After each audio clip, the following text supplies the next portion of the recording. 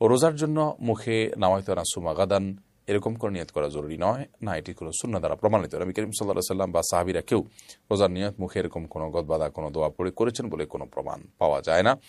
নিয়ত মানে হলো মনের ইচ্ছা। বিধায় আপনি সিয়াম পালন করছেন আগামীকাল, এই ইচ্ছা আপনার আছে, আপনি সেহরি খেতে উঠেছেন, এটুকুই যথেষ্ট যে আপনি কি সিয়াম রাখছেন আপনি জানেন, আপনি যে জানেন আপনার মাথায় আছে সেটাই নিয়ত।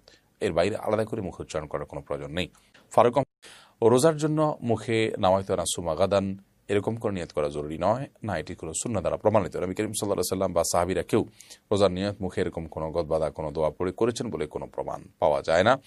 নিয়ত মানে হলো মনের ইচ্ছা। বিধায় আপনি সিয়াম পালন করছেন আগামীকাল, এই ইচ্ছা আপনার আছে, আপনি সেহরি খেতে উঠেছেন, এটুকুই যথেষ্ট যে আপনি কি সিয়াম রাখছেন আপনি জানেন, আপনি যে জানেন আপনার মাথায় আছে সেটাই নিয়ত। এর বাইরে আলাদা করে মুখ উচ্চারণ করার কোনো প্রয়োজন নেই। ফারুক ও রোজার জন্য মুখে নাওয়াইতু আন আসুমা গাদান এরকম করে নিয়ত করা জরুরি নয়, না এটি কোনো সুন্নাহ দ্বারা প্রমাণিত। নবী করিম সাল্লাল্লাহু আলাইহি ওয়াসাল্লাম বা সাহাবীরা কেউ রোজার নিয়ত মুখে এরকম কোনো গদবাদা কোনো দোয়া পড়ে করেছেন বলে কোনো প্রমাণ পাওয়া যায় না। নিয়ত মানে হলো মনের ইচ্ছা। বিধায় আপনি সিয়াম পালন করছেন আগামীকাল, এই ইচ্ছা আপনার আছে, আপনি সেহরি খেতে উঠেছেন, এটুকুই যথেষ্ট যে আপনি কি সিয়াম রাখছেন আপনি জানেন, আপনি যে জানেন আপনার মাথায় আছে সেটাই নিয়ত। এর বাইরে আলাদা করে মুখ